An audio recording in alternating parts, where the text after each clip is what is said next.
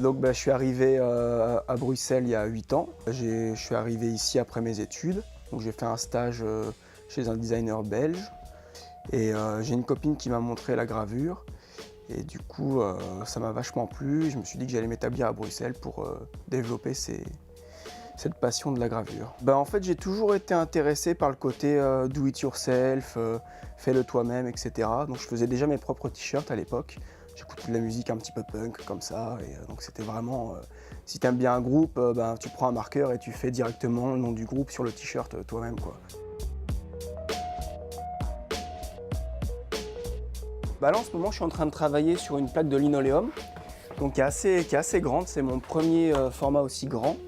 Donc d'habitude, je travaille plus sur des petits formats. Donc le lino, qu'est-ce que c'est? Donc c'est ça en fait le lino. C'est une plaque de linoléum qui est plate. Ensuite, je viens dessiner dessus. Donc ça, c'est un projet futur que je suis en train de faire. Voilà. Ça, c'est un vieux motif que j'ai fait en 2010. Je suis en train de faire un remake pour la version papier. Ensuite, la plaque, une fois qu'elle est gravée, ça ressemble un petit peu à ça. Donc en fait, c'est comme un gros tampon. Voilà. Donc c'est un gros tampon.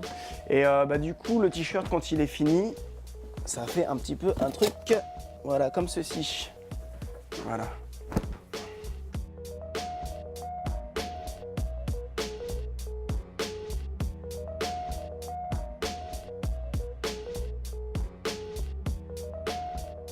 Donc tératoïde, en fait, ça vient du grec. Térato, en grec, ça veut dire monstre.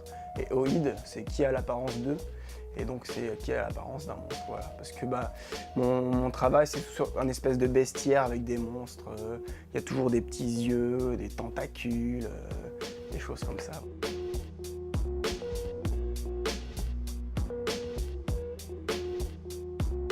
Donc celle-ci, c'est plus de la linogravure.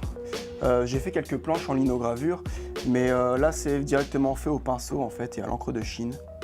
Donc j'aime bien ce délire un petit peu de fractal, de répétition dans la répétition. Enfin tu vois, ça fait un petit peu organique comme ça, comme une branche d'arbre. Là du coup, ce que j'aime bien, c'est que ça change quand même toujours. Il faut être patient, parce que c'est long, mais le motif en fait évolue au fur et à mesure que je le grave. Et ce qui est aussi intéressant, c'est qu'on peut avoir un aperçu du rendu que quand c'est fini la gravure. Et c'est pour ça qu'il faut être patient, et c'est toujours excitant de se dire « Ah, c'est bientôt fini, c'est bientôt fini ».